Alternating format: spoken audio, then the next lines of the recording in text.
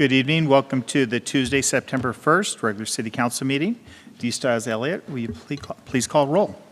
Mayor Benjamin. Present. Councilmember Fajarin. Present. Councilmember McDonald. Here. Councilmember Parks. Here. Councilmember Shumas. Here. Councilmember Vance. Here. Councilmember Weller. Present. Councilmember Wright. Here. So for community announcements, first things coming up, just as we're going into the Labor Day weekend, we have a number of Labor Day type things. First, Pullman City Hall, Pullman Administrative Offices, Pullman Recreation Center, and Neal Public Library will be closed on Monday, September 8th for Labor Day. Emergency services will remain available.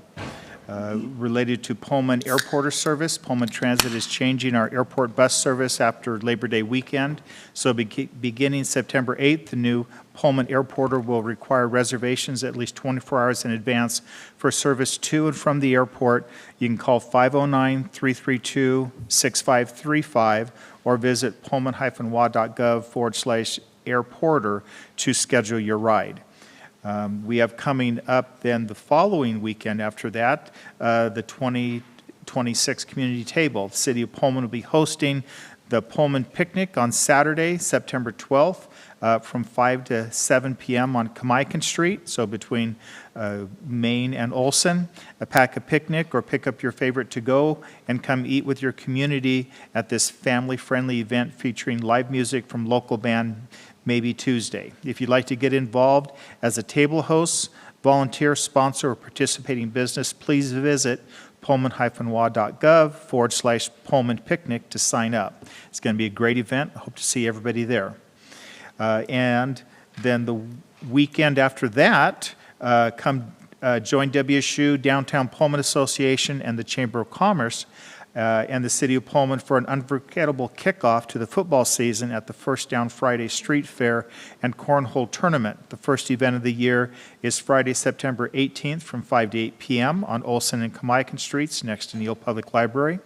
Register for the Cornhole Tournament at the WSU booth between 5 and 5:45. The winners will receive 2 tickets to WSU versus Duquesne on September 19th. And we have a dumpster survey, not a dumpster fire, but a dumpster survey going on. The City of Pullman is trying to assess how much the community knows about the dumpster management and its impact on our stormwater system. If you live or work somewhere with a dumpster, please take a few minutes to complete a short survey at pullman-wa.gov/dumpster survey. And then on to Parks and Rec. Registration began last week for Pullman Parks and Rec fall activities. You can visit pullman-wa.gov/rec to see the activity guide and find something fun for you and your kids to do this fall.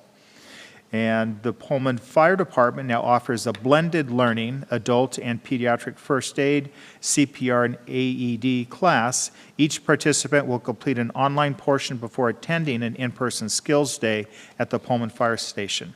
The next available class is on Tuesday, September 22nd. Registration is only $55, and it's at pullman-wa.gov/first aid class. And then last, with the Neal Public Library, the ESL Conversation Club at Neal Public Library is taking a break for the month of September. If you want to attend Conversation Club when it resumes, please fill out a short questionnaire at pullman-wa.gov/ESL Club. To see more listings of other community events, such as visit the city's tourism page at visit-pullman.com/events. So a lot of things going on. I hope that everyone can find something to do.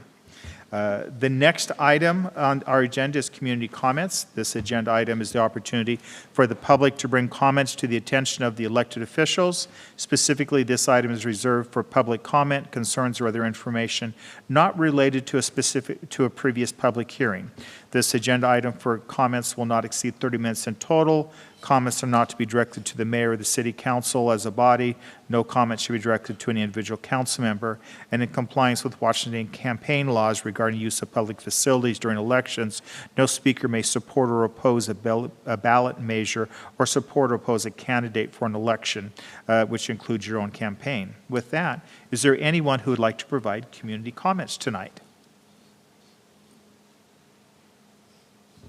See none, we'll go on.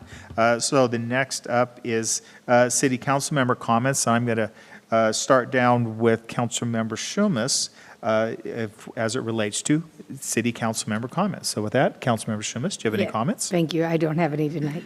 With that, Councilmember Parks, No comments. Councilmember McDonald, No comments. Councilmember Weller. Thank you, Ms. Mayor.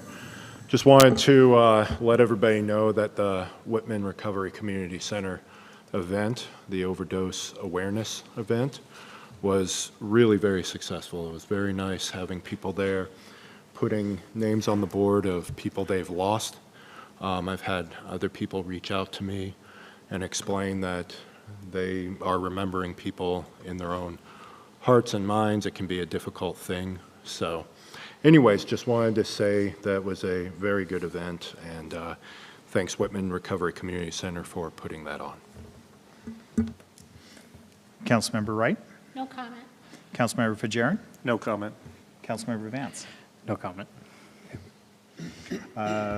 Next item up is future regular agenda item requests. Is there anyone who has a future agenda item request? Seeing none, moving right along. Our next item up is getting into presentations. And the first, we have two proclamations, and I'll go and I'll read each one, and I'll start with our proclamation related to Constitution Week for 2026. Whereas the Constitution of the United States of America, the guardian of our liberties, embodies the principles of limited government in a republic dedicated to rule by law, and whereas September 17th, 2026 marks the 239th anniversary of the drafting of the Constitution of the United States of America by the Constitutional Convention, and whereas it's fitting and proper to accord official recognition to this magnificent document and its memorable anniversary, and to the patriotic celebrations which will commemorate the occasion, and whereas Public Law 915 guarantees the issuing of a proclamation each year by the President of the United States of America, designating September 17th through the 23rd as Constitution Week. Now, therefore, I, Francis Benjamin, Mayor Pullman, do hereby proclaim the week of September 17th through the 23rd as Constitution Week, and ask our citizens to reaffirm the ideals of the framers of the Constitution had in 1787 by vigilantly protecting the freedoms guaranteed to us through this guardian of our liberties, remembering that lost rights may never be regained. And with that, we do have a member from our community. There's also a Daughters of the American Revolution, Ms. Dillman, which I'll bring forward to give you the proclamation.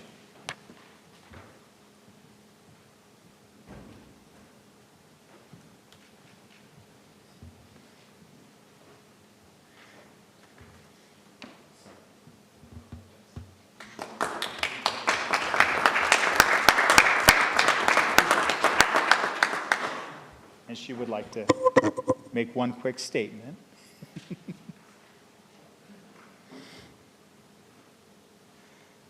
Great heritage that you have. I represent the Daughters of the American Revolution, Alice Whitman chapter, which is headquartered in Lewiston. Pullman joins with 12 other cities, one county in this area, 2 school districts, 4 city libraries, 4 school libraries, and classroom presentations by at least 5 teachers. So we spread the word. If you want to join and read the Constitution out loud, join us at Washington State University in the atrium, and we read it from 12 to 1, and usually we get it all through, all of the amendments as well. Great. Thank you. Thank you very much.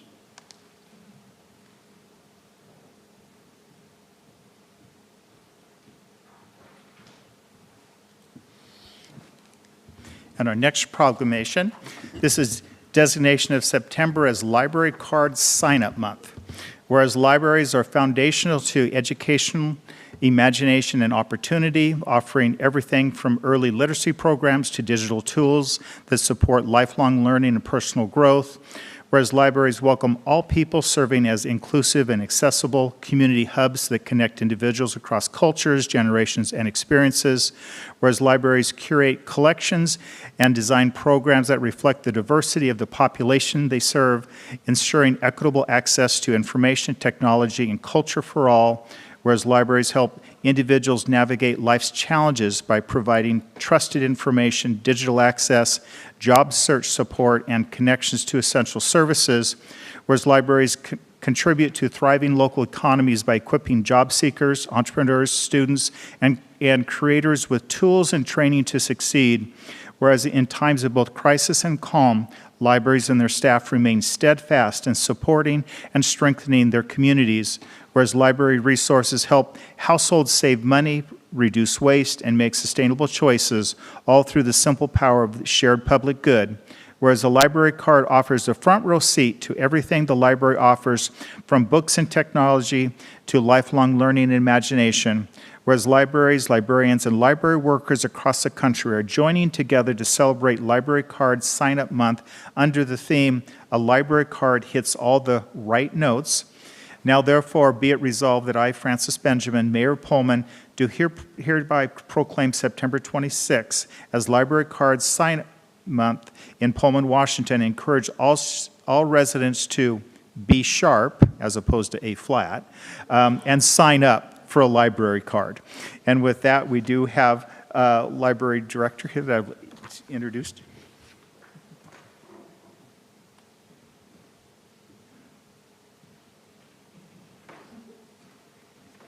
So Stacy, and if you wanted to say anything, and I know you guys have so I'll let you.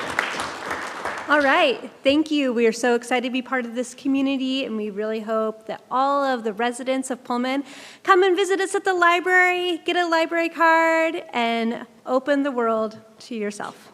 Thank you.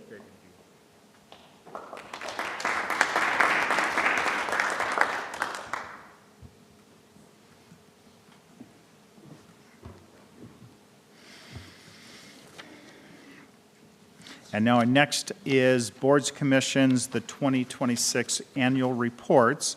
And within the agenda, you see that the boards and commissions provided their annual reports to the council, and then some of them actually asked if they could also be able to provide presentations. Do we have everybody here that said?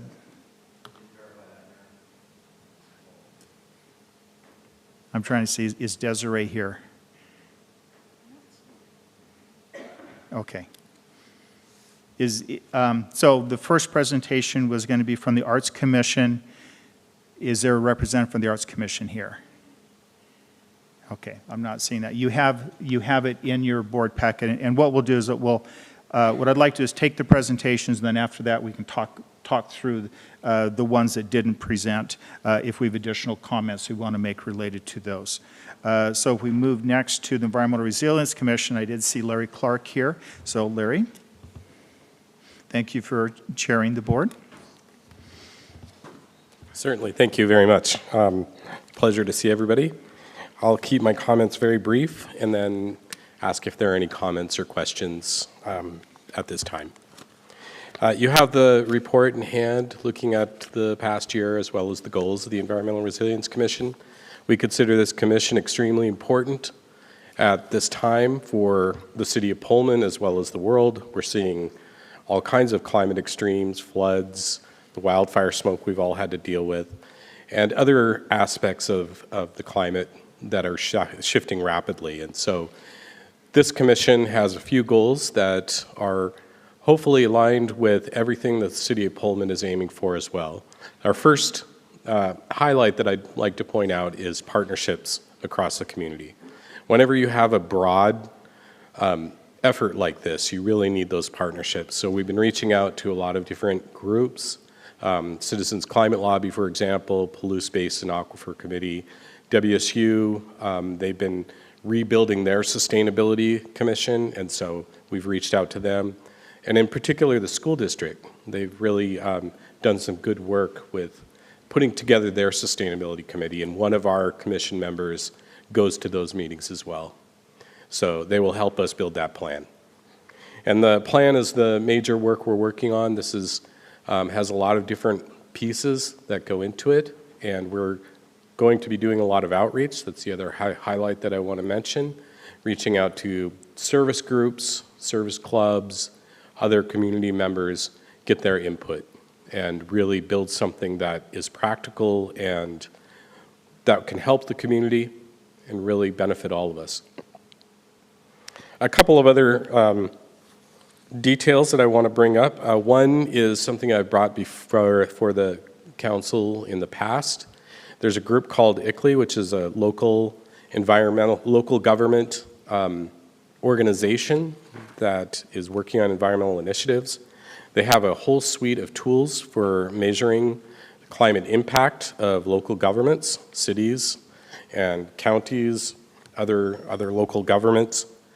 We propose that Pullman, if council would consider at some point that Pullman join. Our colleagues over in the city of Moscow have benefited a great deal from joining ICLEI, and that's in the report, so you could take a look at it, perhaps do a little research on it. If we do put in the cost for the membership fees, I think we would gain quite a bit. They have some valuable tools as well as best practices for local government. The other thing that I'd like to point out from this last year and that we will continue to do is an analysis by WSU and University of Idaho landscape architecture students who are learning GIS tools. And they're taking on very specific aspects of our local community and applying their knowledge and expertise of GIS to help us out with some data for our environmental resilience report that we'd like to put together and then put forward for the council to consider. And we're very excited about that. We're fortunate one of our commission members is a professor up at WSU who has helped organize this effort. And we've got these wonderful students and academics up at WSU, so let's take advantage. Any questions, comments? So with that, open up for any questions, either for Larry or related to the goals that they're proposing. And the thing for us today, part of it is as a council, you set your 2-year goals. We then pass those to the various boards, commissions, and committees and asked for them to look and how are they align with what are the goals and priorities the council set up. Some of them you're going to find there are specific RCWs that are separate from working under the direction of the council. Some of them are separate where they have duties that are specific assigned by an RCW as opposed to just the council. So you'll get a mix of that, like when we get to the Historic Preservation Committee in that way. So with that, any questions or comments that you have related to what was presented? Councilmember Shumas. I don't have a question. I just had a comment. I didn't know what to expect really going into this. Like I looked at these, but I just think it's really amazing the way that you spent the time writing how it comes back to our goals, like really outlining that for us to see. And I really appreciate that very much. That was probably a whole extra night's worth of work. But I think these are amazing. I think environmental policies are really amazing, and I just wanted to thank you. If I may, Go ahead. I would put just a note out about the wonderful city staff that we have. Very supportive and very helpful in producing this kind of report. Councilmember Weller. Thank you, Ms. Mayor. I will say I'm very impressed with how everything has come along in your group. Back in 2012, Derek Skog, past city council member, and I had fought very hard to try and get some sort of environmental committee at the city. And as many of us will know, it sometimes takes many years, a decade. But what has come from that is a very dedicated group, a very trustworthy group. And, you know, instead of me having to look through, is this being done right? Is this being done right? Because as you know, spending some time over at NASA Langley on environmental satellites, it's something that's very near and dear to my heart. But it does seem like I don't need to be concerned at all. So I appreciate your hard work, your dedication, your passion. I do have a question, something that has come up, especially I see ASWSU, some representatives here, appreciate that. In the last couple of years, I've had some conversations with some representatives, and their questions have come around dark sky initiatives and whether that is in the purview of an environmental resilience commission. That would be my question. I don't have an answer for the Dark Skies initiative or those types of efforts. It's something actually we've mentioned in the commission meetings before. And I think we had the same question, that we weren't entirely sure if it was in the purview of the commission.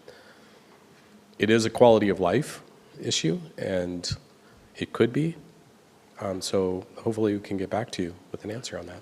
And just so anybody here, I don't have the initiative right in front, but some people may say, what is this? Is this a conspiracy thing? Dark Skies Initiative. It's really reducing light pollution. And, you know, light pollution leads to migratory disruptions, bird disruptions. Also, of course, we're able, you know, to see more of the sky, the beautiful sky, you know, as it gets dark, if we have less lights or lights that are facing, you know, more towards the ground. And if you've ever really wanted a close spot to see how amazing the night sky is that's near and close to home, take a little walk or a drive up to the Jewett Observatory and turn your back to the observatory, more towards the horse where they take the horses around, your back to the stadium, and just look up. And it's phenomenal what you can see. So anyways, thank you. I would, at a future time, love to discuss dark skies with yourself and the ERC. Thanks. Great. Thank you. Councilmember Fajarin? I thought I saw, if I missed it. You probably did. I'm just going to pile on the compliments, Larry. Thank you so much to you and your committee for the work that you're doing. I know you mentioned future outreach and collaboration with WSU, but I was really excited to see Youth Advisory Council as well in the goals. Could you expand a little bit more what the committee has planned for that? I think, yeah, I don't know what kind of details I might add to that. Just that, you know, we want to build, we're actually more, I'd say, in kind of a fact-finding and getting the thoughts and opinions of other groups at this point. So I think that's really the key to it. Any other comments, questions? Great, thank you very much, Larry. And I see Desiree's been able to join us, so we'll go back to the Arts Commission. So Desiree Greystone.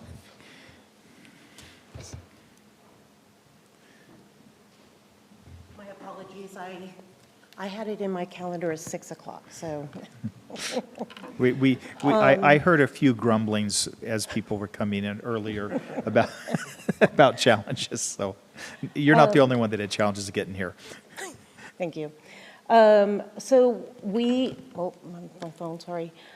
We sent over part of our annual report. Are we doing the annual report? I just want to make sure I'm doing the right thing.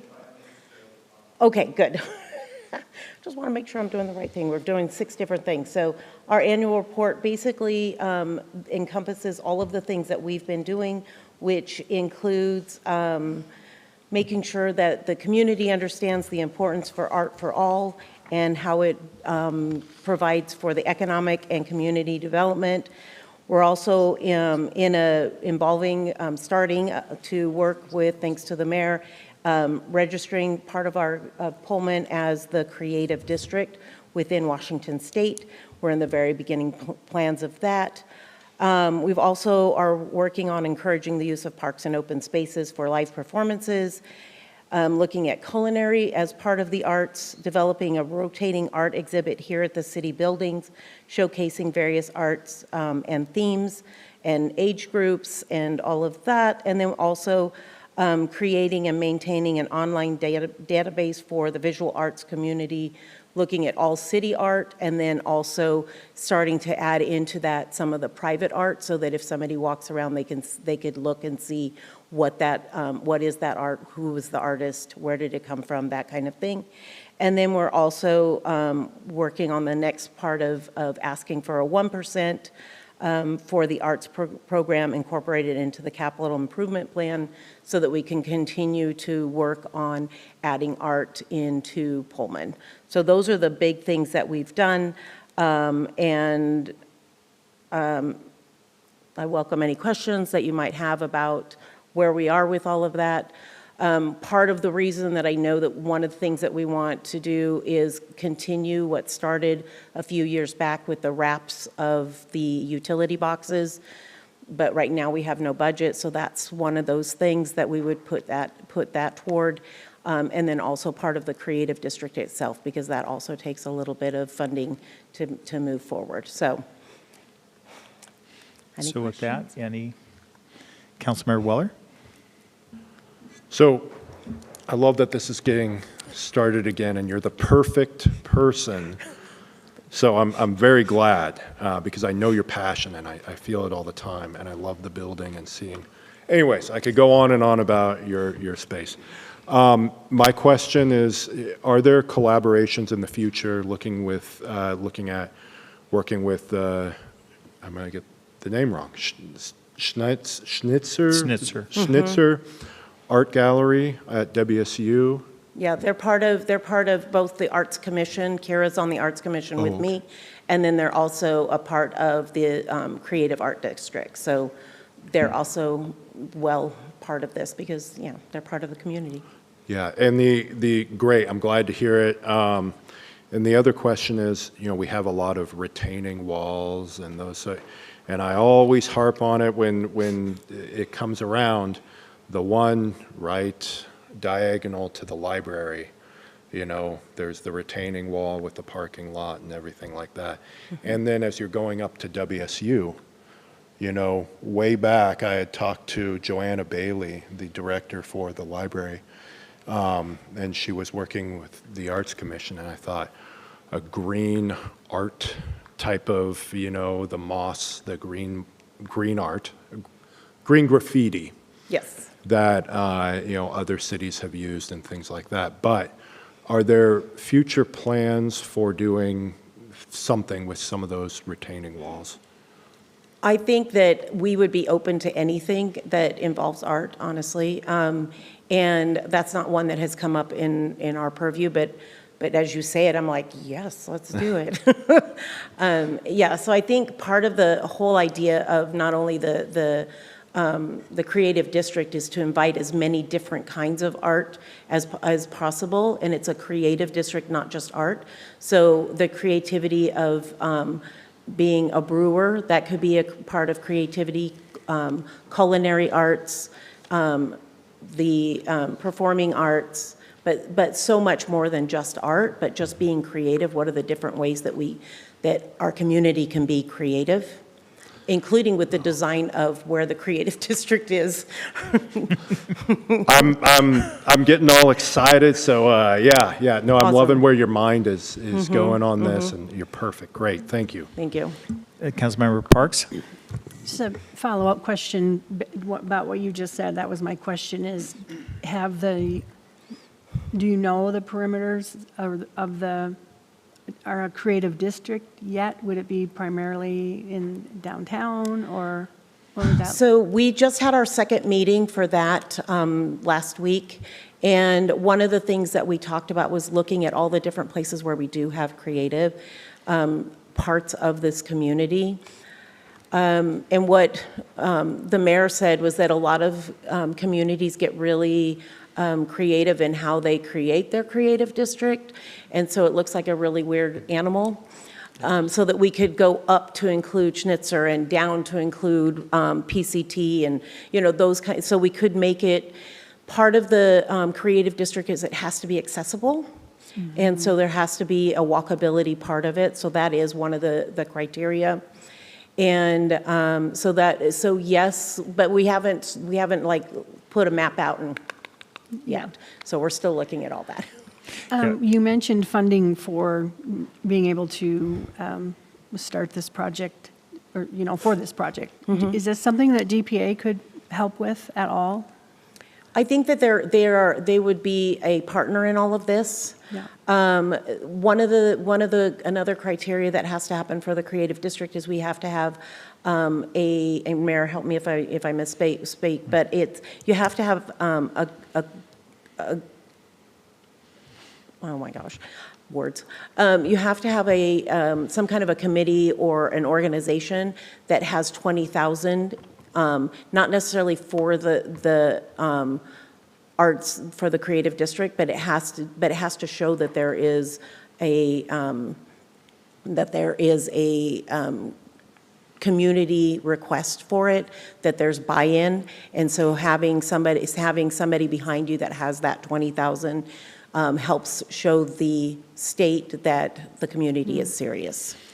You're doing great. Am I doing okay? All right. You're doing great. What she's describing is, as a part of the creative district, you would have one entity that is kind of the lead entity that is recognized it goes to, and that entity needs to have a budget of at least 20,000 just to show that the entity is a viable entity. It's not that that money goes to the creative district. And in other cities, when we're talking creative districts, sometimes the city is that entity, sometimes it's the downtown association, sometimes it's the chamber, a Main Street program, sometimes it's the Arts Commission. Right, I mean, it could be it's- it could be a nonprofit of its own that they pull Yeah. together and have that, so yeah. Yeah, so that's just part of the process is this being worked on, and right now what it is and this is going to be the biggest challenge is coming up. What is the vision that everybody can agree on? And if you think about our creatives have very creative visions, and so how do we get them all to agree on this is the vision? And it's going to be good. It's going to be fun, and yeah, it's going to be great. So, any other questions? Any other questions? Thank you all. If not, thank you, Desiree. Next up for the Historic Preservation Commission, Ned Warnick. Good to have you here.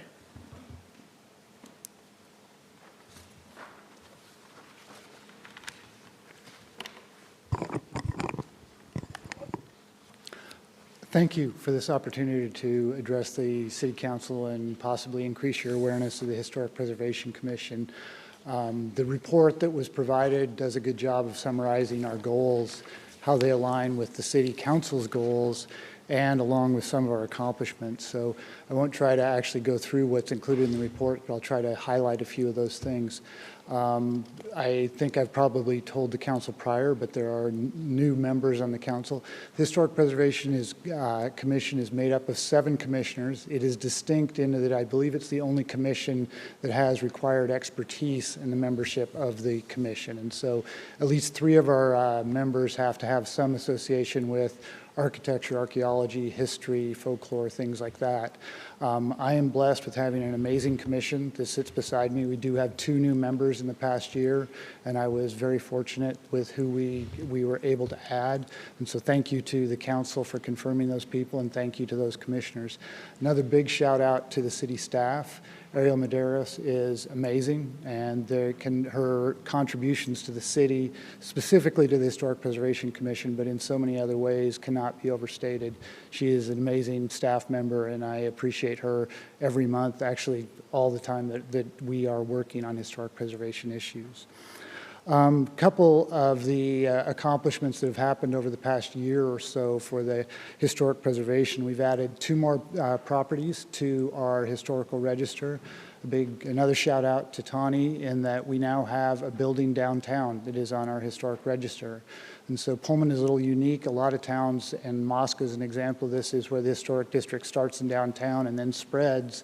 In Pullman, it has started up on College Hill and it's starting to spread down. And so Pioneer Center and now Rico's Smokehouse, and also moving up the hill towards Gladish is the Telephone Exchange Building at 125 Northeast Olson. We did accept 2 special tax valuations, which is some of the RCW assigned duties that we have. Is we have the power as a commission to grant essentially a tax freeze for 10 years for properties that are on the register that are preserved. 2 items in conclusion here that I hope that the council is aware of and that I hope that you'll see in the future. We are the recipient, the city is the recipient of a certified local government grant from the state DAHP department, and that is investigating the viability and providing the underpinnings for potentially developing a historic district in downtown Pullman. This is thanks to a lot of momentum that DPA has generated, but also in terms of looking at some of the individual property owners downtown, looking at this as being a positive thing for the city. And the other is the Red Brick Roads Monument, which is something that you may or may not be aware is on the CIP. It is included in the CIP process. It's just unfunded. Through essentially passing the hat among different city organizations and members of the commission. We are up to $5,000 that have been raised on the private side in donations for that. It is not a terribly large budget item, and we do think it would be one thing that would be, if we had friends that came in from out of town, wouldn't it be nice to walk up on the bluff, look at the view of downtown from up there and be able to marvel at the National Historic Register plaque and the local register plaque that we have sitting in a closet, wishing that it had some place to be displayed. With that, I'd be happy to answer any questions the council may have. With that, Councilmember Shumas.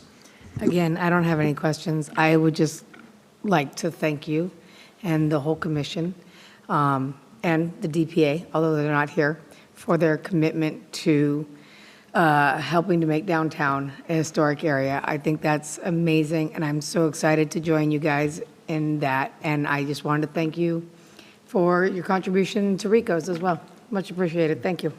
Thank you. I am thrilled that we have a downtown property, and I enjoy that one just because the story to be told is so good. One thing I wanted to point out is I very much appreciate your annual walking tour that you do, and the fact that you also had a special one for seniors.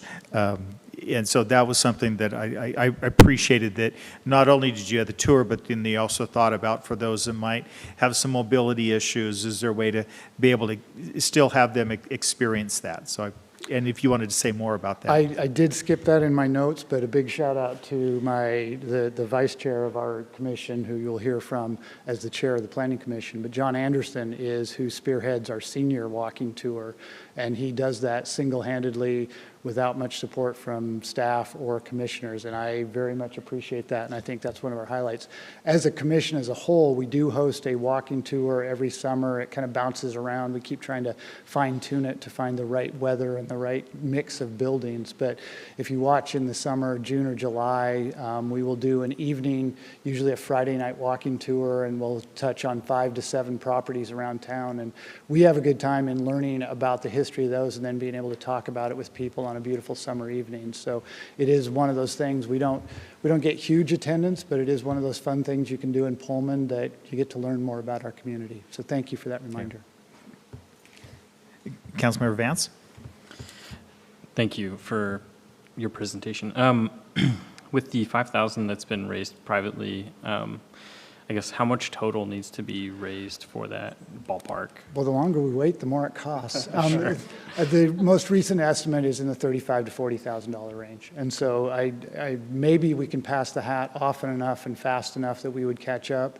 There is hope that this would be identified as maybe a tourist attraction or as a Parks and Rec property or project. It is, like I said, it's on the CIP. It is a minor project. You have much bigger budget demons to wrestle with than that, but it is one that is near and dear to the commission's heart, and we will continue to try to press for that. Thank you. Councilmember Shumas? Can I just piggyback off that question? Where does a person go to donate for that? Actually, that's a great question. Where do you donate to the? To The front desk. yes. So, Kurt, do you know within the Parks and Rec with the different donations, is it listed in that? It's not there. Okay, I was just trying to think if it was there. So so that's where you would go to donate. Ask Ariel. We'll have to Ariel highlight that in knows the next it all. one. And so for those watching at home, you can donate in the city at the front desk. Any other? With that, Ned, thank you very much. Thank you. And then the last presentation tonight with committees, and then we'll go back through the ones that didn't present. So Planning Commission, John Anderson. John, good to have you here.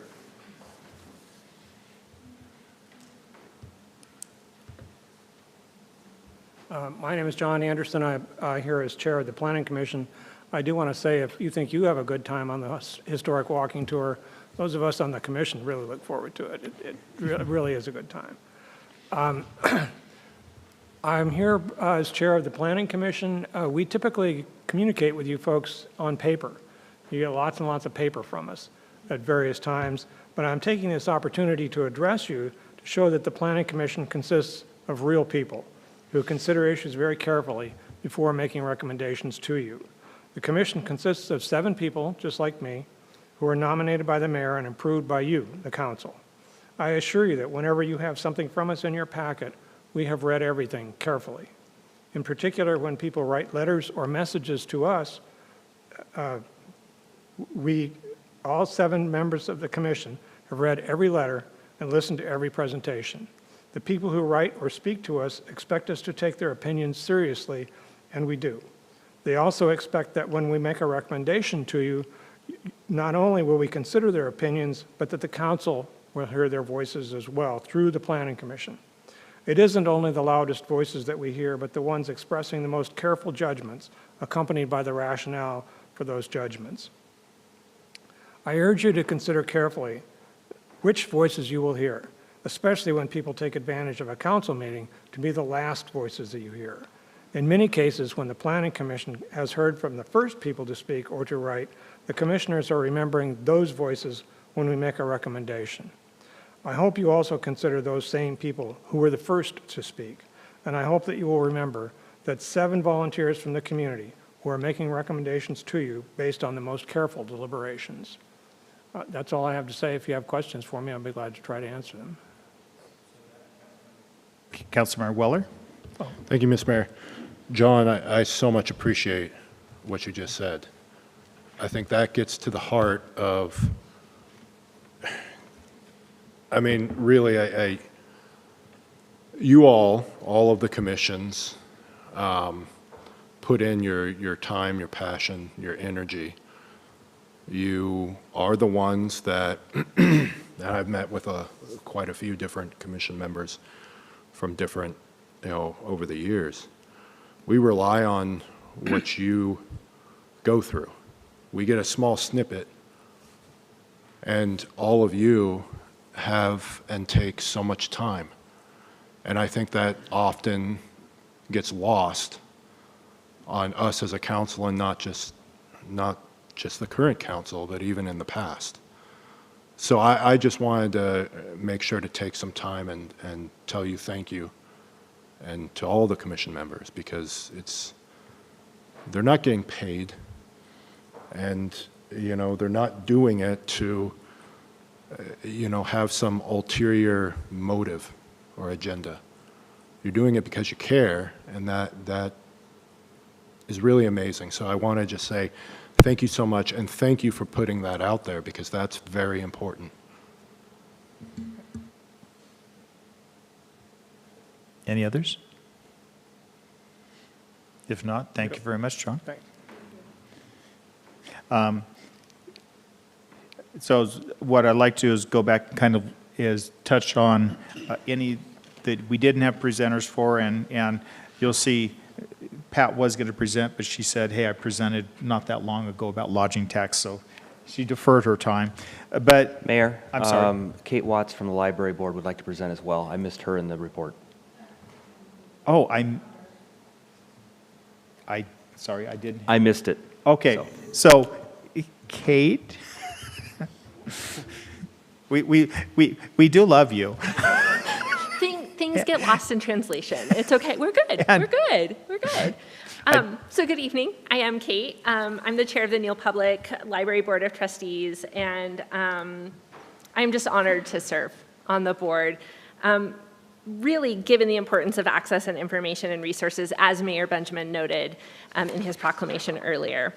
Before I talk about the board's goals for 2026 and beyond, I want to recognize two things we are particularly grateful for. First, the board is deeply appreciative of our library staff. They've continued to provide excellent service to our community while adjusting thoughtfully and creatively as necessary in response to budget reductions. So to Stacy and the crew, we're just really, really grateful for the work that you put into finding solutions. We really do recognize the work that takes, and we are enormously grateful for the staff's ongoing commitment to both the library and the people that it serves. We are also grateful and frankly still very amazed by the generous gift from Eleanor Murkowski's estate to the library. It is a remarkable investment in the Pullman community and the library's future, and what a lovely surprise it was. The future is very much what the board has been thinking about as we developed our goals. This is, to my knowledge and the best I could find, the board's first formal set of goals. So that was an exciting process, and I think a very important exercise for us to begin. We see the goals as priorities for us to begin an ongoing process of planning, evaluation, and improvement. Our goals focus, as you can see in the document, on maintaining excellent library services, strengthening community partnerships, increasing access and engagement, improving our facilities, demonstrating both responsible stewardship and the library's value to the community, and strengthening the board's own governance. We did our best, too, to intentionally align our work with the city's strategic priorities. We do recognize that some of these are immediate goals and others require longer-term planning. One of the things that we want to do is become more intentional about that planning rather than treating these goals as simply a list we revisit once a year. So as this is our first set of goals, we're trying to think very carefully about setting up a pattern moving forward that will set up future board for success. And so Ariel Medeiros has agreed to spend some time with the board, hopefully in October, to talk about strategic planning and helping us think about how we can build a sustainable process for setting priorities, evaluating our progress, and looking ahead. Thank you, Ariel, for being willing to work with us. We appreciate it. Ultimately, these goals reflect what we see as the board's responsibilities to support the library staff, be thoughtful stewards of the library and its resources, advocate for excellent and sustainable services, and to help ensure that Neal Public Library continues to be a welcoming and valuable community resource for all of Pullman. Thank you for some time to speak tonight, and if there are any questions or comments? Any for the library? Start with Ann. I know Ann's going to want to say something. Thank so, you, Ann. Councilmember Parks. Well, thank you. This is wonderful that we all, I witnessed this, but to see its final form is really, really good. I just want to make these goals really address more than just being a welcoming place or a place of resources.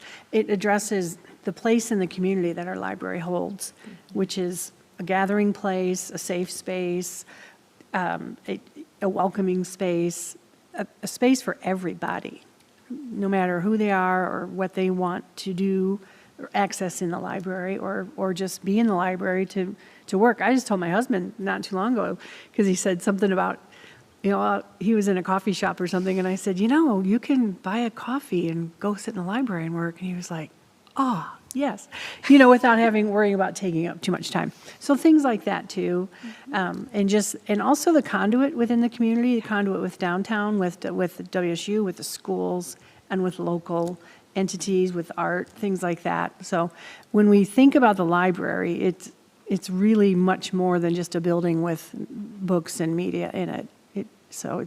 I support, obviously, its importance. Thank you, Ann. Councilmember Weller. Well, you know, of course, I had to say something. I grew up in the library. It was my safe space. As a kid, being bullied, that was where I went. Safe in the books, in the, bookshelves, kind of hiding, but always made me feel welcome. Okay. I'm so impressed about how it's grown and how under, new leadership, it continues. And it is a place, it's a community jewel. I've always felt that. And it continues to be. I'm so impressed. I'm a little angry at Ann for taking my spot on library board, but I did give it to her. I miss you all, but I really appreciate the place that the library has had for people like me and others, and keep doing a great job. That means a lot. I didn't grow up in Pullman. I grew up in a different small town, but the library was that for me, and so I can really relate to that. I think it's a truth for a lot of people. Kate, I appreciated you talked about this is the first time we've gone through this process. And one of the things as we were going through the goals and priorities from the council side, we were saying, do our boards and commissions actually line up with the vision of where we're trying, as the council, where they're trying to take the community?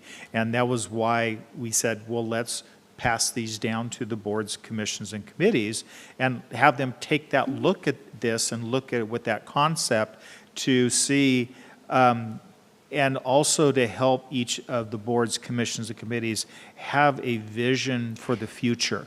That it's not that, oh, I'm just doing busy work because this is the busy work I do, but instead, what is it that you're building, and whose lives are you impacting, and how you're growing our community. So I appreciate how you talked about seeing that, because that was what we were hoping was going to get portrayed down, is to understand that we wanted you to see that you're part of the process, not that you're just off doing, this busy work type of a thing. So thank you. Thank you. Thank you for saying that. I think that it creates a place for that to be sustained and to not feel like it is just a one-off here or there, but that there is a process that we are a part of and in communicating back and forth between the board and the city. So thank you. Great. Thank you. So if we look at I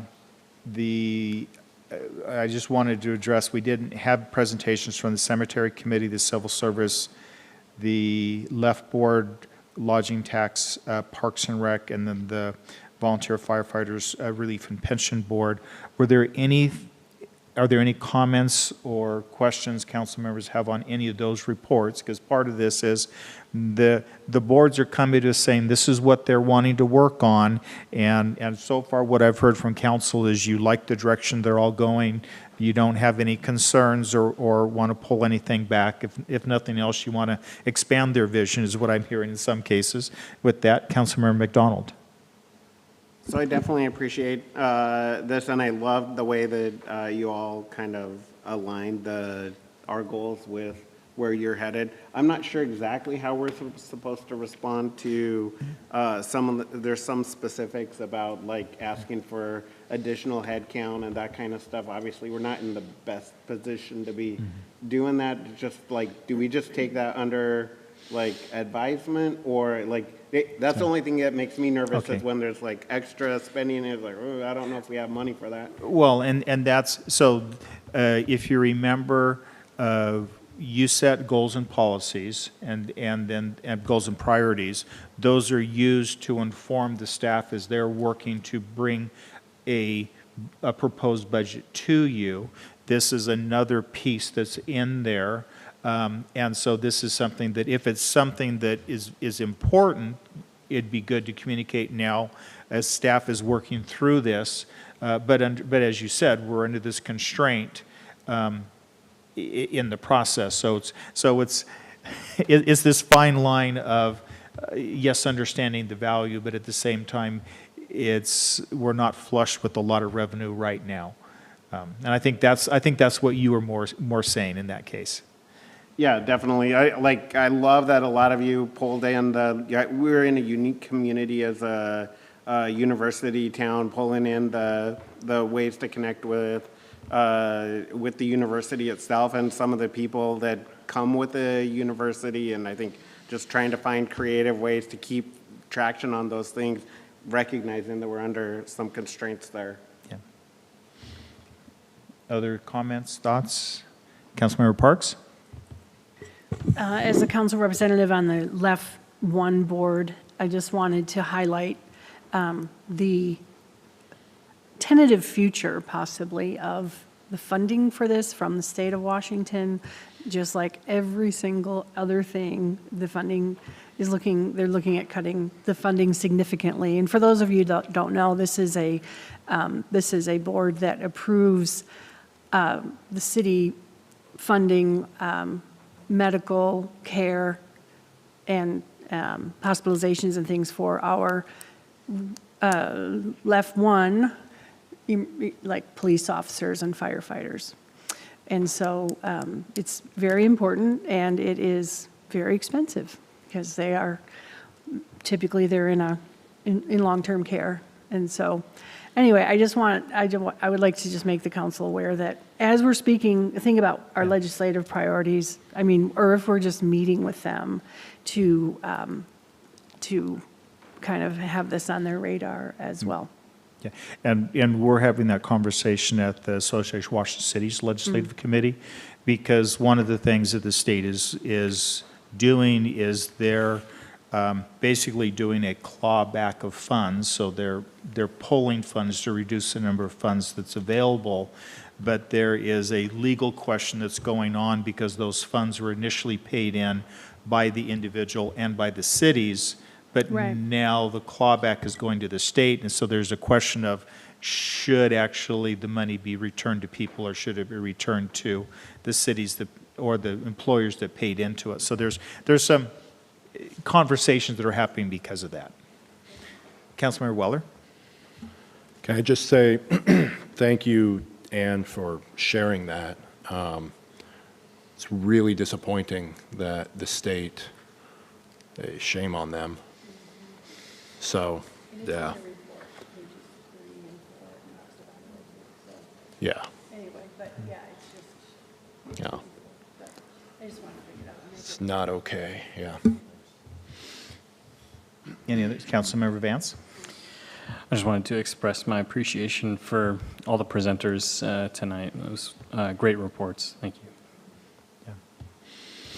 you. And we didn't have a presentation for Parks and Rec, but it is a very hefty report, as they talked about all the Parks and Rec Commission is involved in and touches. It's important that way. The last thing that I did want to leave us with is we just heard from those that are serving on these boards, commissions, and committees, and you heard their passion and what they're doing. We do have some openings that are happening, and I want to make sure, just once again, put that plug in. We currently have openings on the Planning Commission, Environmental Resilience, and the Cemetery committees, and the library has openings that's going to be happening at the end of the year, and they'd actually like to start the review process because the board actually does part of the review before it comes to me. So the library board is also has openings too for it. So, and you can go to the city's website in order to submit an application and start that process. And did you? Yeah, I was just going to, I was going to mention this tonight, and then I thought, well, no, I probably don't need to. But I was on there yesterday because somebody was asking me about being involved in some city commissions or committees, and I told them about police advisory, and on the website, they are listed as one that have vacancies. And the police advisory isn't filled through the council, it's actually filled through the police chief. No, So- I know. Oh. And so There are I don't several. want to speak out of hand whether, because I know we had paused recruitment and I didn't know if we were ready to recruit again for the Police Advisory Commission. There are potential If you can come to the mic. Sorry, I'm putting you on the spot with this one. Council? No, that's why I'm here, is to help out when I can. The advisory committee, we do have some positions that are available, and we're going to meet once a month. I highly recommend if someone's interested in joining the advisory committee, it is a public meeting that happens on the first Monday of the month, I believe it is, at 5:30 here in the council chambers, and they're welcome to attend and kind of get an idea of what the advisory committee is about. I won't use this time to do any recruiting, but please stop by. Thank you. Great. And with that, thank you for those that were here. We appreciate your service, your dedication to our community, and how you shape our community and make it the welcoming community it is. And you really are you touch a lot of the community members before we even get to touch them. So I definitely appreciate that. Thank you very much. Next item is the consent agenda. The items listed under the consent agenda are considered to be routine in nature and will be enacted by single motion of the City Council without separate discussion. With that, I'd entertain a motion to read the consent agenda by title only. Second. With that, any discussion? All of those in favor signify by saying aye. Aye. Any opposed? Motion passes. That, if you could please read the consent agenda. Yes, thank you, Mayor. Item A is a motion to dispense with the reading of the August 25th, 2026 meeting minutes and approve them as submitted. Item B, a motion to approve disbursements for electronic transfers numbered 872 through 877, totaling $4,003.71. Item C, a motion to approve the disbursements for accounts payable checks numbered 2011-35351 through 2011-35407, totaling $259,288.09. Item D, a motion authorizing the mayor to execute an emergency medical services agreement, WSU contract number SPC 0004109 between Washington State University Athletics and the City of Pullman to provide emergency medical services in conjunction with GISA field football games during the 2026 football season. Item E, a motion authorizing amendment number 5 to the Law Enforcement Support Agreement, WSU Contract SPC 002964 between Washington State University Athletics and the City of Pullman to provide police assistance for the 2026 football season and other WSU events. Item F, resolution number R-45-26, a resolution authorizing the acceptance and execution of a Universal Transit Access Pass Program agreement between the City of Pullman and Washington State University for the 2026-2027 school year. And finally, resolution number R-46-26, a resolution establishing locations in the City of Pullman where parking is prohibited. So do any council members desire to have any items removed from the consent agenda to be discussed separately? Seeing none, I entertain a motion to approve the consent agenda. Move to approve. Second. Second. With that, any discussion? Seeing none, all those in favor signify by saying aye. Aye. Any opposed? Motion passes. Next on the regular agenda, that we have RJ Lott related to a resolution around housing. That? Thank you, Mayor. Good evening, Council. This item on the agenda this evening is a resolution in support of Catholic Charities. They are looking to conduct a housing market survey for those who are unhoused or who have an income of 60% of the area median income. Catholic Charities provides a wide variety of services. One of those is housing. They've got a facility here in Pullman at the intersection of Kamiakin and McKenzie, across the street from the police station. The Catholic Charities has offices throughout Eastern Washington in Spokane, Walla Walla, Wenatchee, Richland, and other locations. Catholic Charities would pay and contract for the study to evaluate the opportunity for them to meet a need here in our community. Catholic Charities would, at the end of that study, provide that conclusion to the City of Pullman. On August 17th, 2026, the city's housing work group, which contains council members Fajarin, McDonald, and Vance, met to discuss and recommend an approval of Catholic Charities doing the market study on housing. So before you is a resolution of support for Catholic Charities to do just that, provide a market housing study. So with that, first is questions of RJ, and then we'll get into discussion related to that. With that question, so Councilmember Weller? Or questions or comments? All right, I'm going to say comments here. All right. Yes, yes, yes. This has been planned since 2013. We have been trying to get Catholic Charities. Sorry, RJ, I'm not like trying to get intense on you, but I am. All right. Past Poverty Awareness Task Force that I was chair on. We were trying to get Catholic Charities to come and look at Pullman.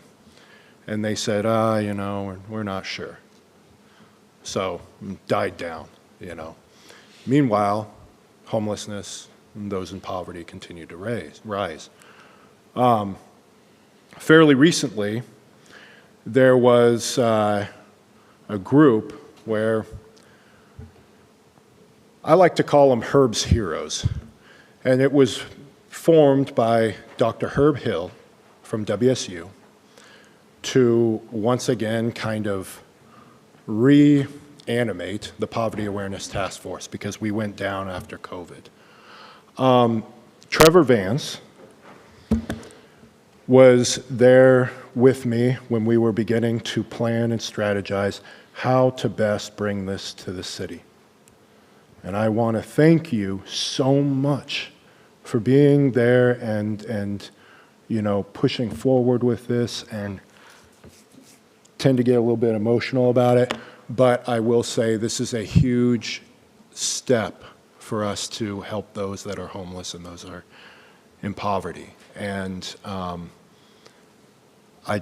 want to thank you, RJ, the housing group, for their work on this. It's very important. So anyway, sorry about getting so excited and so passionate, but yeah, it means a lot. Councilmember Fajarin? Apologies, I have some words for the discussion portion, but I'll use my time to continually sing praise to RJ for his support of the housing work group. Thank you so much. We definitely appreciate you being there and your expertise in making affordable housing accessible to everybody in Pullman. Councilmember Vance? Thank you. I do have one quick question, and you might have the answer. If not, that's okay. I believe that it was specified that after Catholic Charities concluded the survey that they'd come to council and present on it. That's correct, right? I don't know if they would come to council, but they would provide that study to us. Okay, gotcha. That sounds good. Thank you. Yeah, I just wanted to express, I've been involved with the housing from a couple different angles, and so I'm also really excited for this to be brought forward. And that group has an actual name, but I just know it as Herb's Heroes from Councilmember Weller as well. So, any other questions of RJ? If not, I'd entertain a motion. Move to approve. Second. With that, if you could read the resolution. Yes, resolution number R-47-26, a resolution providing support for Catholic Charities to perform a housing market study to provide housing for individuals who are unhoused or have an income of 60% of the area median income. With that discussion, Councilmember Fajarin? Thank you. Just a few words from the Housing Work Group. The Housing Work Group supports this study, but will continue to focus our work on the missing middle housing between 60 and 200% AMI. We hope that Catholic Charities will look into working with existing stakeholders already serving households below 60%, like the Community Action Center, Plus Habitat, and Hills and Rivers Trust. Even though we are not currently pursuing rental options in that 60% bracket, our work group recognizes that this could be an important gap to fill for non-student families. And so with that, thank you, Catholic Charities. Councilmember Weller? Funny you mentioned that, because Community Action Center was a part of the group Herb's Heroes. We're still trying to figure out homeless work group, something along those lines. But same with Dr. Dublinsky, Steve Dublinsky. Dr. Steve. Yep. Sorry, Father Steve. Father Steve. Father Dublinsky. Steve Dublinsky. And, Dr. Herb Hill. Let's see, there's a lot of people, but I think it's really, really important to mention the person who started this going was Pat O'Neill. And I always feel it's important to give credit where credit's due. And also Christine Zachariasen.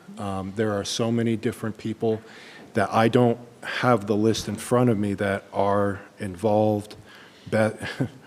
Beth Ravetti, Mary Beth Ravetti, who helped to get a warming center here in this council, in this city hall in the basement, and who helped to start this along with Catholic Charities. It's taken not a village, an entire city to do this, but we're finally there. So thank you, Housing Group. Thank you, Catholic Charities. Thank you, Trevor. Any other discussion? Seeing none, all those in favor signify by saying aye. Aye. Any opposed?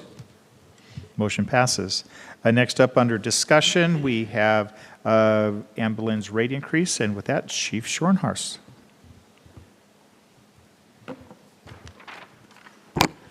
Good evening, Council, Mayor. Thank you for having me. Discussion item tonight for your input. Obviously, it's on the ambulance billing rate increase. And a couple of slides to overview it, and some of it's some educational stuff because it's just hard to understand the insurance industry and how it all gets billed. But the end result will be to gather input from you in some direction so that we'll come back, I believe, tentatively scheduled for the 22nd meeting for an action item. So, getting into it, our last ambulance rate increase was back in 2018. And since then, depending upon which internet source you go to, but CPI has increased by over 30% since that time.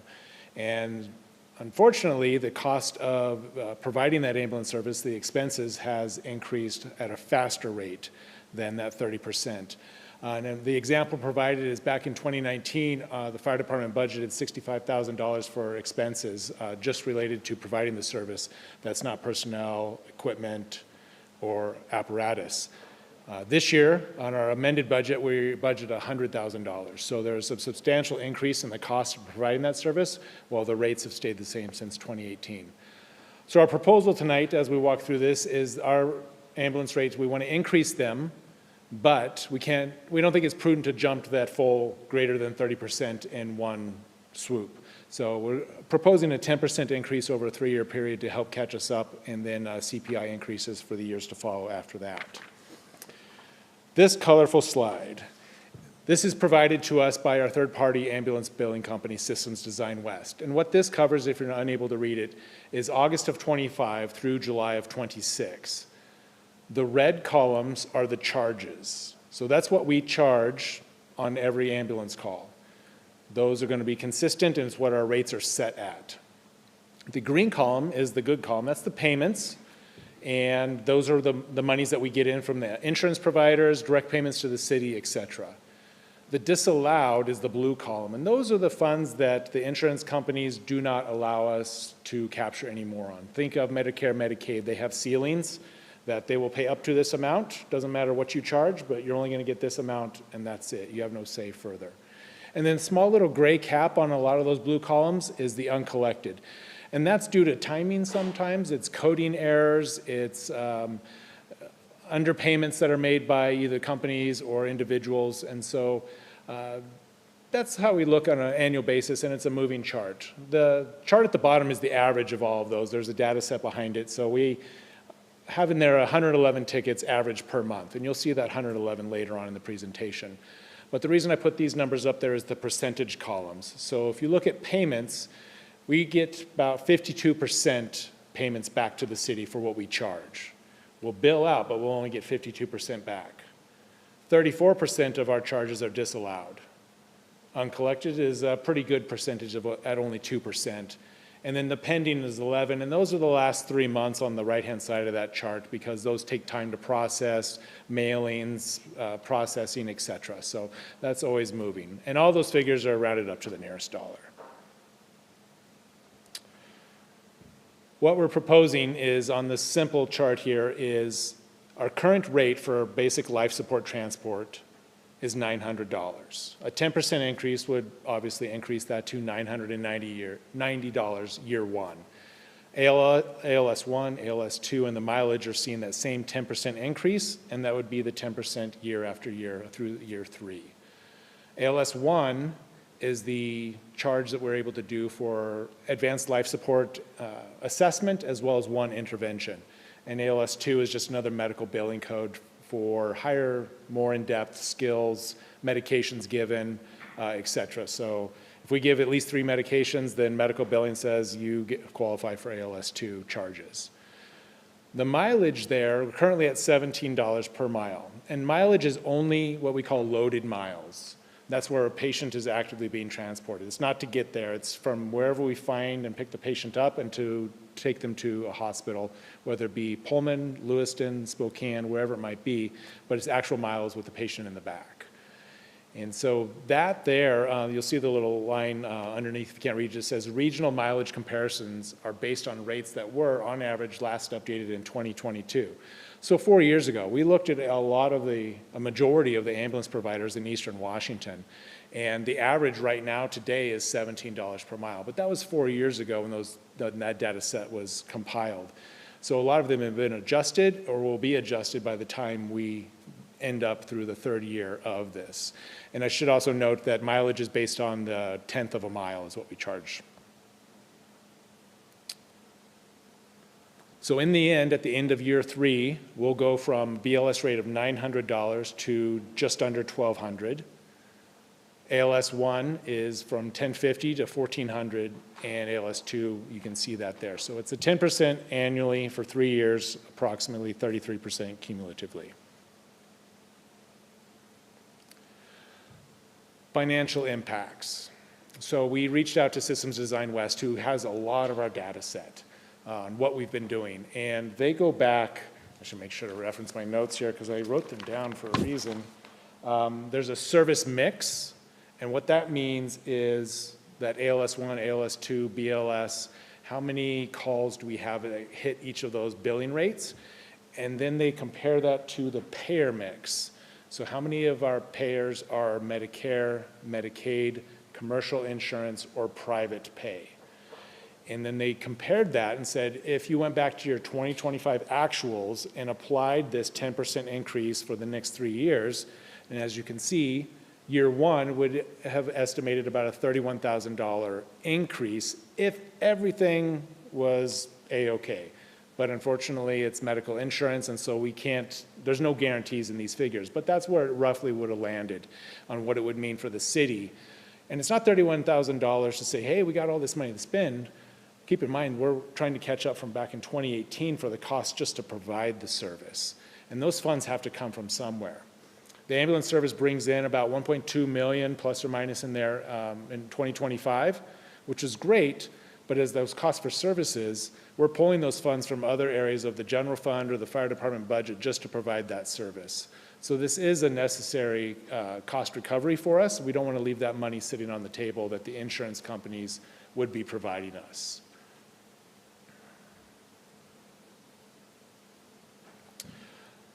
When I come back later in the month, in the addendum to the ambulance billing is a line in here, and I didn't want to ignore it, is extrication fees. That is lined out in there that currently we charge $125 for extrication.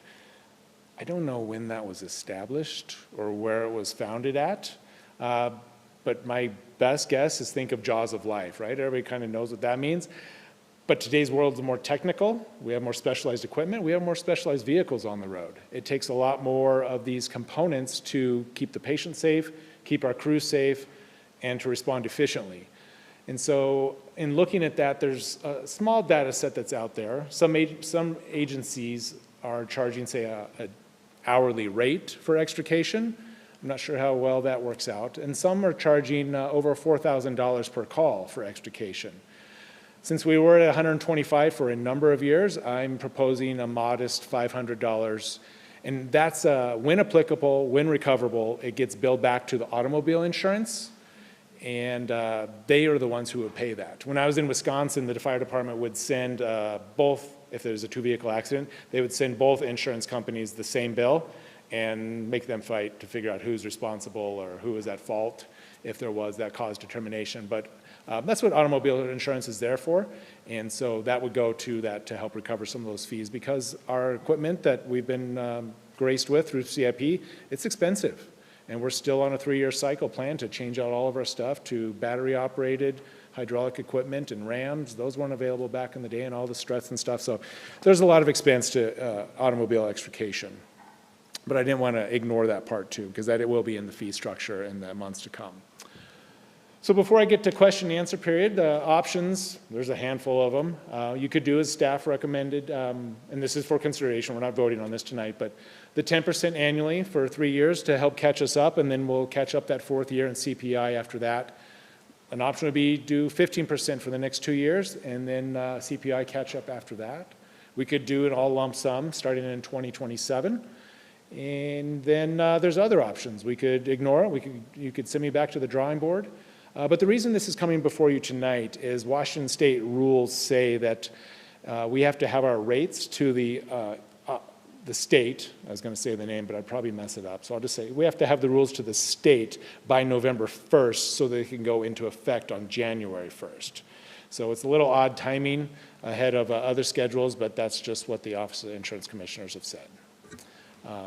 With that, went through it pretty quickly, but I think I hit all my points, and I'd be happy to entertain any questions, feedback, or suggestions. So Councilmember Vance?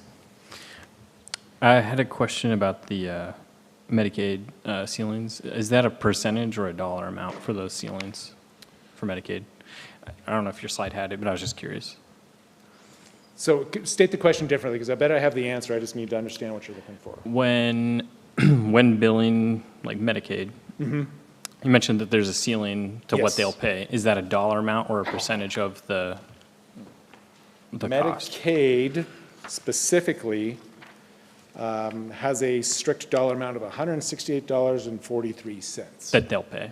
Yes. Okay. And they're the one that any remaining difference cannot be simply billed back to the patient. So pretty much once Medicaid is done with it, it closes it off, and we're not able to go back after those funds. Gotcha.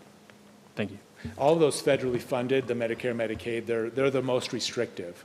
And the rate increase won't impact revenues coming back to the city because that's uncontrolled. We don't get to tell them to pay more. They're set. Yeah. But it's the commercial insurance that would be paying more. Sorry to cut you off. No, yeah, you're good. Ballpark, what percentage of calls are billed to Medicaid? Medicaid represents 20% according to Systems Design West. Okay, thank you. Councilmember Wright?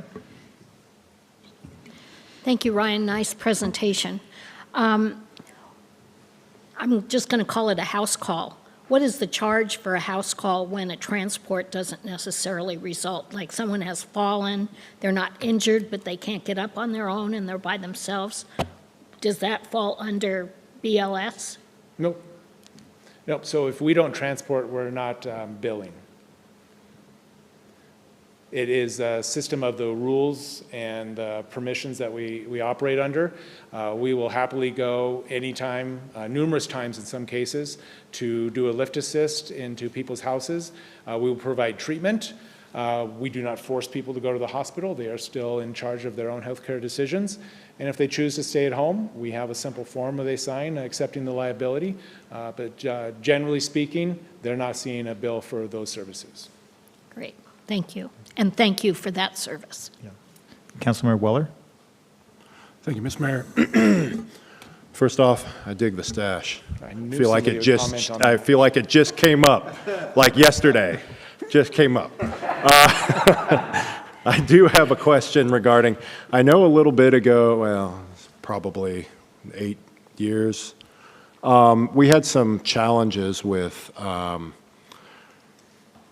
getting people to pay. You know, I mean, there were a lot of bad debts that we were having to write off. Do you know how much are we, I know we were improving it. Do you know if we're doing better? Is it slipping back? I appreciate that question because I was looking for an opportunity all night to ask the man. Good Come minds. up and answer this because he was responsible for getting a majority of this under control in the last couple of years. We're doing very well. Good. We are doing very well. Andrew, do you have any comments in regards to that? I agree, we're doing very well. Great minds think alike. Okay, well, that's really my only question. I'm more for option 3, but I know probably 2 would be a better choice, so. Councilmember Fajarin? Thank you, Chief, for the presentation and data. And for the conversation, I would be more supporting the 10%. But my question, which Councilmember Willock kind of touched base on it, is does the fire department have a hardship or write-off policy for folks who can't pay or are unable to pay? That's an excellent question, and please allow me the courtesy of shuffling through my notes because I want to make sure I state this accurately. The city has an approach that will actually start with Systems Design West, who does all of our medical billing. They have a ability to assist with payment plans. If there is a large payment plan or a large amount, then the finance director, Jeff, can assist with speaking with those individuals directly. He has pre-authorization for that, but the stance for the city is that there is no charity, no settlement, and no negotiating pricing options. So Systems Design West has full control over the billing, and the unpaid amounts after all of their efforts, and they have a pretty strong history of giving great effort to working with people. It will ultimately end up in collections if that's where it needs to go. Councilmember McDonald? Okay, I have a few questions. The first one is you mentioned the mileage was pretty in line with other places in terms of what we were charging and likely going to continue to be that way. You said extra, I'm going to say that wrong. You get pulling people out of cars is like we're like way below the normal rate. Do you know what the other like just the normal, the $900 ambulance rate is by comparison for others in the region? Yes. Yes, I can assist with providing that. Let me find that chart for you. I didn't throw it up there because it was pretty messy. If I wanted to share it all, and you know how sometimes the presentations say you should only have 4 words per slide. Presentation etiquette, right? So our rates right now are below the average in the region, and by the end of year 3 on the 10%, or even if we jump today, they would just be slightly above that average. And those are bound to go, that average is bound to rise over the next 3 years as we move through this. We're situated underneath it currently on that chart that I would be happy to share with you offline. Just because I don't have it in the presentation. Okay, but that's a good enough answer. But I didn't skew the chart by including the Spokane AMR rate, which is it takes it through the roof. So, but our mileage, the lowest in the region is $10 per mile, and the highest is $38 per mile. So it just depends on the community and what they've adopted. The other one, I wonder, I got 2 more, I think. The typical insurance coverage for like our major insurers for the region, what do they cover? Like SELs or WSUs? So medical insurance, right? We each have individual plans that we get to choose from, what's offered to us on an annual basis. I'm not going to be able to directly answer that question. We would be able to get to that answer if we sat down with our billing specialists and walked through what those options are.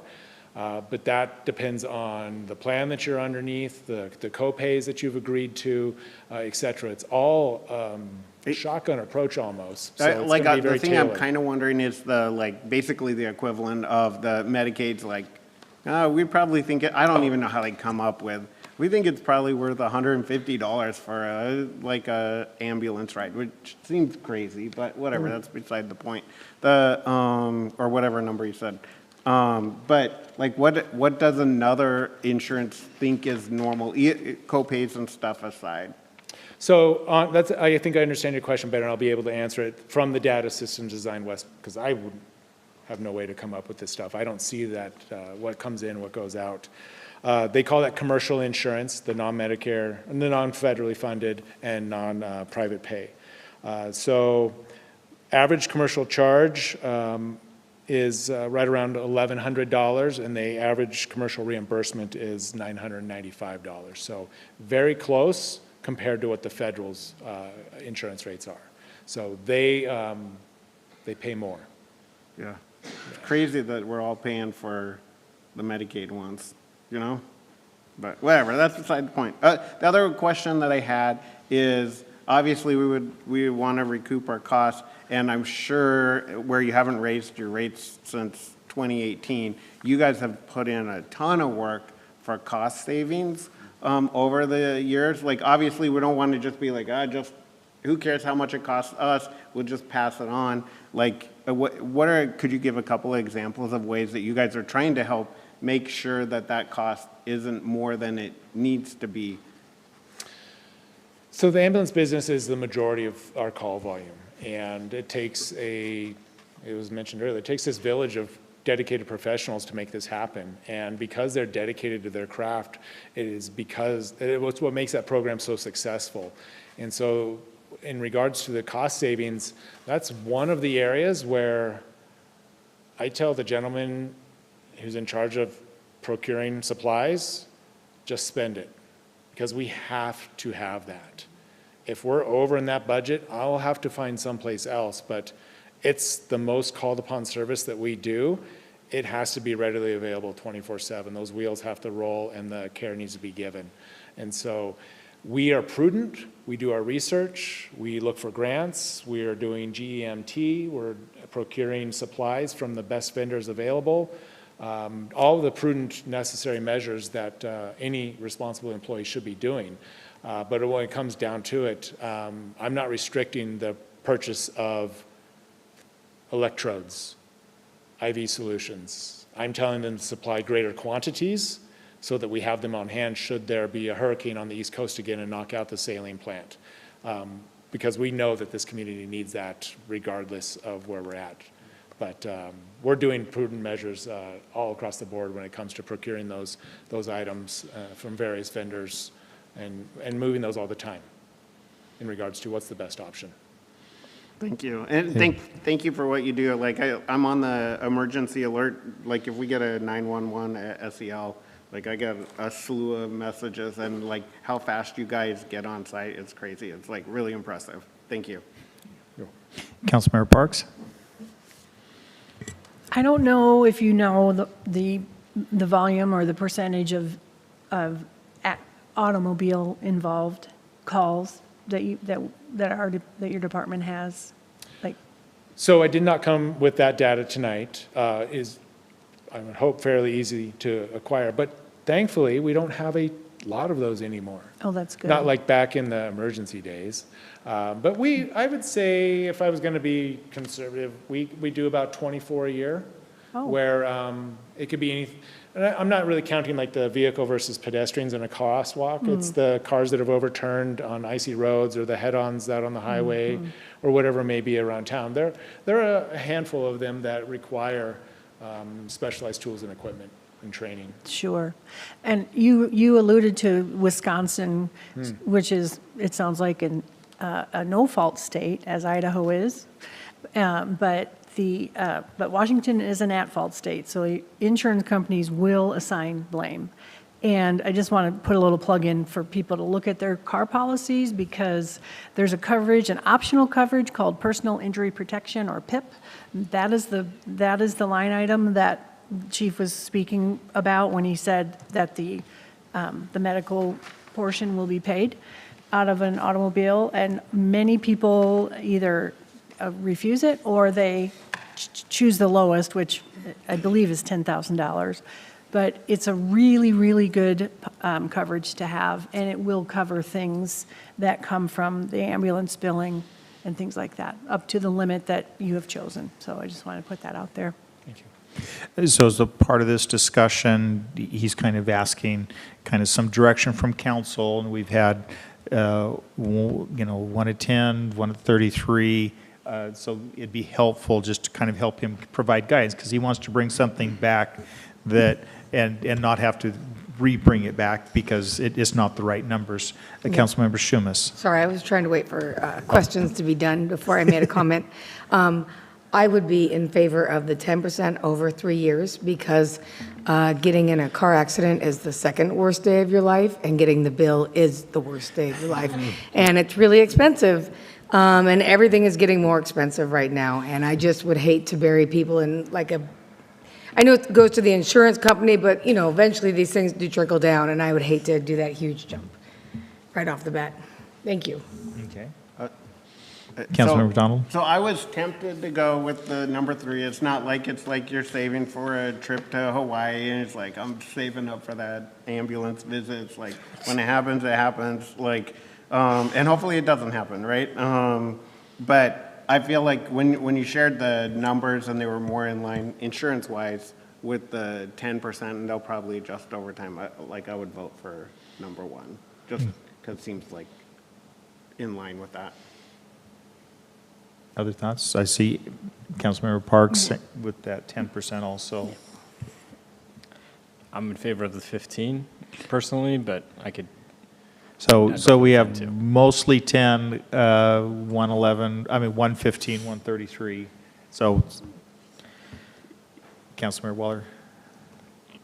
Well, I can just explain. The 3 was rip the Band-Aid off and things are going to get more expensive, period. And we're already behind 8 years.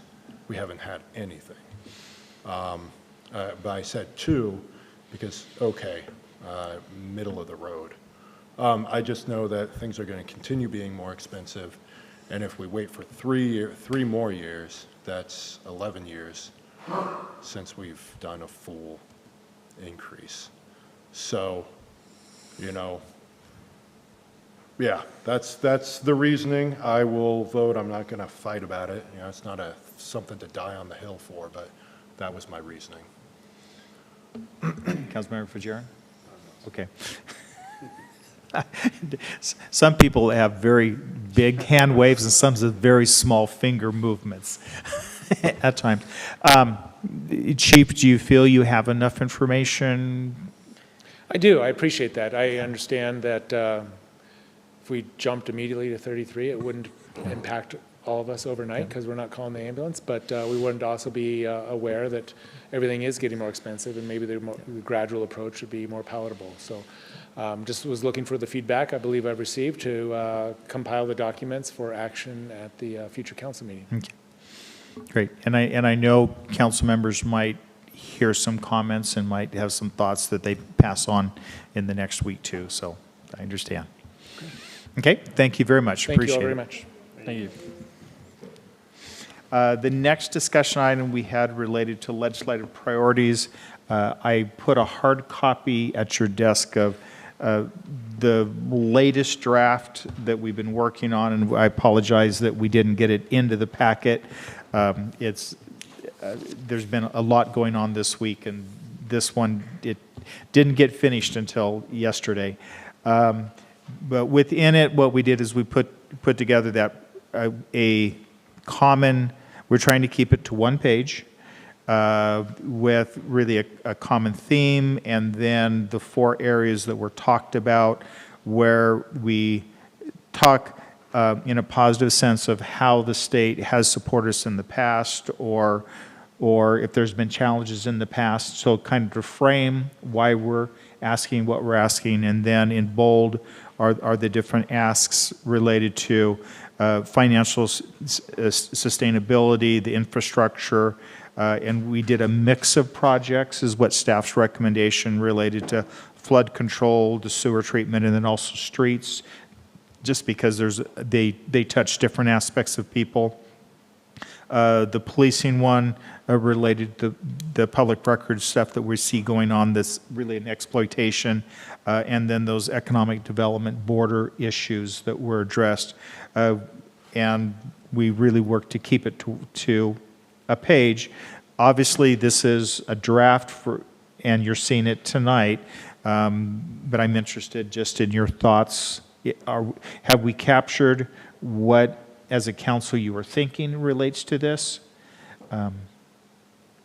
Yes, no, thoughts? Council, okay. Councilmember McDonald? One thing I would add to the, I like it a lot. One thing I would add to the border community with the building codes and the housing is, I think, maybe something about minimizing the impact of those regulations, right? It's like, I mean, the state is driving up the cost of doing construction here. Like they could stop doing that. Like, we would appreciate that as one of the things. Well, and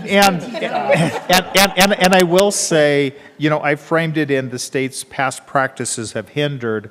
I actually had a much more stronger statement in there that I kind of pulled back from. But if the stronger statement is what as a council you want, we could put a stronger statement in there related to they're part of our problem right now.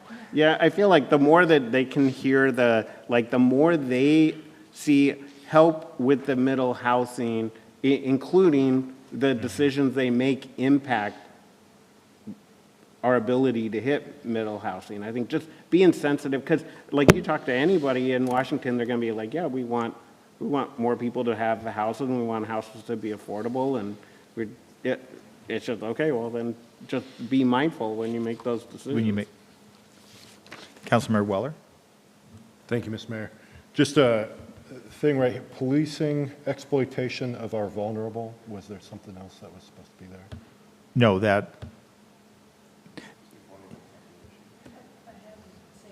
It's of our vulnerable, but we could say vulnerable population. So this has to do with what we're finding is people are doing public records requests related to women that are drunk in order to put it out there and on paid sites. And they're also doing public records requests for interviews of minors that had sexual issues. And so I try to use the term vulnerable. Can we just put in our most vulnerable? Most, just in there? Mm-hmm.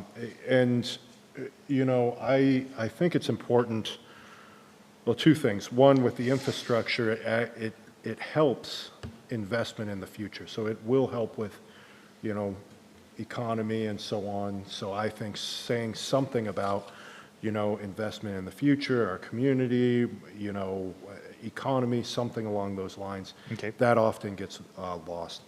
I think also what you were saying is I think we do need to start being a little bit, and I appreciate what Brian was saying, a little bit stronger worded with the state. What they're doing, especially for Eastern Washington, the smaller communities, is just plain hurting us. And, you know, there's no way around it. And they need to understand, and I believe our representatives do, but others need to understand that this is not going to create a thriving economy, and it's just going to continue to upset people. We need to have stronger language about it. Okay, we'll add that in. Councilmember Shumas? Yeah, actually, I 100% agree with them. And I also just wanted to say that whoever did this, I was really impressed after last time coming in and seeing it all on one page like this. This looks really awesome. Very visually, I think, pleasing and easy to read. So. It took a village and a bit of work. Okay, well, it's great. Thank you. Councilmember Wright. So, and I talked about this a couple of times ago when we were just starting to put this together regarding the border community economic development. And I would like to see what the level of cooperation is between and/or among the legislative districts that have border communities, so that we know that our legislators are utilizing all of the possible leverage points that they can and working with their partners on the border. Because you go, at least from the Canadian border down to maybe Garfield or Columbia County, everybody has the same issues, and I'm sure Walla Walla does as well. And so for them to be able to work with all of those other legislators, I mean, it would almost be like a PAC or a legislative group that maybe has a little more power than just one district. Did that make sense? Yes, and so that would be something we have the influences work group that, and this is, I think, would be a charge that would go to them to, okay, how can we work on influences in order to accomplish our goals, our priorities, and our legislative priorities. Councilmember Weller? I do have one more question, and it's not trying to be critical, but I don't see a whole lot on quality. I mean, quality of life can be in any of these, but I know Schmick is going to ask about mental health. And I know that, veterans especially is going to come up with a couple of them. And so I'm wondering, I see a lot of these things, but there's, the infrastructure and police and that, but there's nothing on mental health, addiction, veterans. These things are kind of, the heart of what a community is as well. And I don't see a whole lot in there. I don't see anything in there, actually. And from the discussions that the council had, we're focusing to these, but we still have those areas like what you described. Those will still be conversations that happen, but these are we're trying to narrow down to what are the key critical ones here. We'll still have those discussions of supporting these agencies, these entities that are doing the work, but these are really more city related in that way. So that was, as a council, when we were having this discussion, that's why these were the items that were selected by the council. But we still have the rest of it that are going to be talking points that we'll still individually be talking about. Okay. I will say that in my mind, if it's not on this one page, it significantly lowers the importance of those things in the community. It does. It looks that way. So, I'm, and for me, I'm a bit of a bleeding heart, and the veterans, mental health, addiction, all of those are going to be very important to me. And so, I mean, it doesn't look good. So Councilmember Shumas? I just was going to say that I remember this conversation, and I had made the statement that I believed that helping people find jobs and that sort of stuff, making sure that we had a strong economy, was driving mental health. So I very much see that in the border community economic development. It may not be there, but the ability to help people find a job and get housing is kind of in that, like strengthening our economy. I wholeheartedly disagree. Finding a job is a, part of all of that, but some people, it's, either they can't get a job or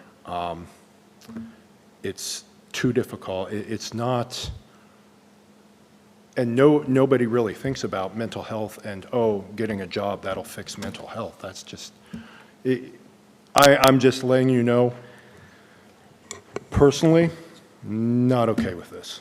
I'm okay with the stuff that's been said on there with this, but not having something regarding those topics, which, quite frankly, Mary Dye has been very instrumental in veterans, and Schmick has been very instrumental in mental health. Those are going to kind of, for them, in my opinion, is going to be like, well, so you're not focusing on those, even if it's in a additional one page. Could we shrink the font and add just an overall healthcare? We could reference healthcare at the top as a part of it, as opposed, because these are specific asks that we're asking for. So if we do the mental health, it would need to be a specific ask that we're trying, because this is, we're trying to get down to not just an issue, but specific asks within the issue. Councilmember McDonald? Just an idea, but I mean, I kind of hear both sides of this. I feel like Washington as a whole, is more sensitive to some of those particular things than some of the others that we're calling out. And so it's like, okay, there's probably already some priority there. I almost wonder, could you put something at the very bottom that almost calls out a couple of those things that Nathan already mentioned, and say that we continue to care about, and that's still a priority for mental health, right? And then that gives them a shout out, and it's like, it's not like we don't care about it anymore. I just an idea. I agree with what Brian's saying, continuing to support mental health, veterans, addiction support, so on and so forth, because it does give them, it's part image, being able to show them that, yes, in fact, this matters, and also it's part, yes, I know we want to work on other projects, but making something, some mention. So I appreciate. I can work on that.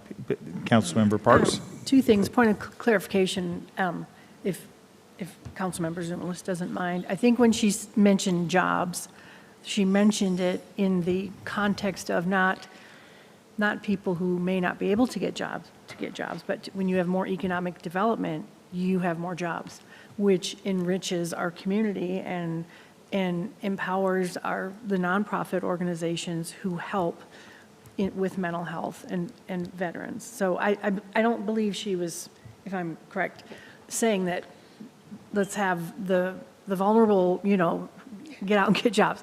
So I just want to say that. And then I did like Councilmember Wright and Brian's, just maybe, I would put at the top, sort of after that paragraph, like Councilmember Wright said, and just put a little, we could put a heading and then just like a mission statement, because with mental health and veterans and those sorts of things, domestic violence, there is no one thing right now that needs to be done. But we do want to keep it top of mind. Keep it top of mind. Does that make sense? Okay. Okay. Appreciate that. Councilmember Wright? Maybe even to say it in the context of our continuing partnership with Pullman Regional Hospital and their work in these areas, because I know they are very focused on behavioral health. And, just in the addition to the hospital and the emergency room, they've got they're putting in a dedicated observation room that would support those mental health emergencies. And so I think something without saying all the words, but putting it in line with what the hospital is doing, that we fully support that. We'll want to keep it broad, and I'd be careful as calling one entity out and forgetting some other. So we have to think in broad sense. How do we say it in a broad sense where everybody's going to feel included in it, as opposed to, well, why'd you call that entity but not this other entity? Councilmember Vance? Thank you. I was just going to throw my support behind the expansion at the bottom that Councilmember McDonald and Weller were mentioning. Okay. Any other input on this? Councilmember Weller? Yeah, I just wanted to mention, I agree with what you were saying, that not to mention just one entity. I do think it is important to make sure to say those things. The mental health, the veterans, the addiction, those things, it's very important to be able to call them out. It's a part of destigmatizing these topics and not hiding them behind, well, we're working on health through other, it's the destigmatizing. That's very important. Okay. Looks we got that. With that, we don't have any new business to come before us. So at this time, the city council is going to adjourn to executive session. Of course we are. Pursuant to RCW 4230-110-1I, to discuss with legal counsel representing the city matters related to agency enforcement actions, or discuss with legal counsel representing the agency potential litigation concerning litigation or legal risks of a potential action or current practice the agency has identified when public discussion of the litigation or legal risk is likely to result in an adverse legal or financial consequence to the agency. The executive session is expected to last 20 minutes. If it becomes necessary to extend the executive session, someone will return to announce the anticipated additional time needed by council. The council does not anticipate taking action following the executive session. It's 7:24. It's actually 7:25, so we'll start at 7:27.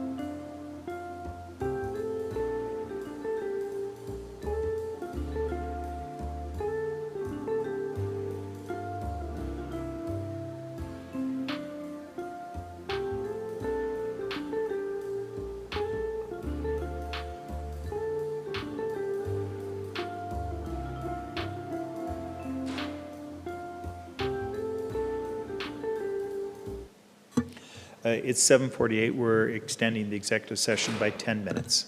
So it's 7:47, extending by 10 minutes.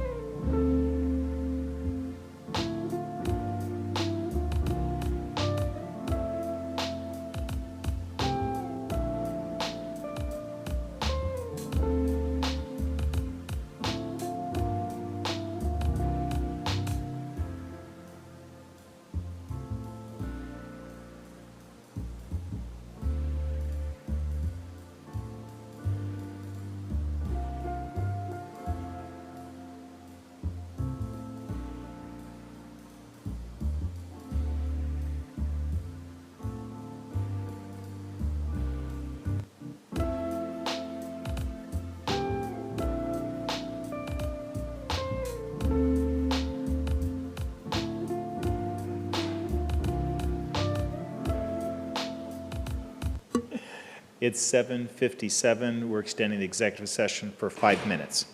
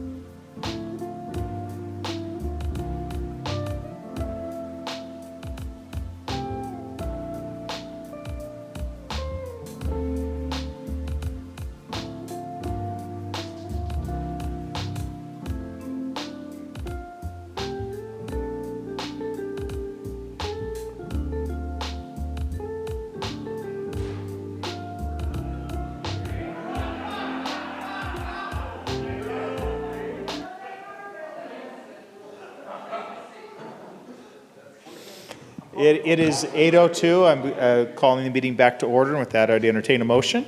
Motion to adjourn? Second. All those in favor, signify by saying aye. Aye. Any opposed? We are adjourned. Thank you. 8:03.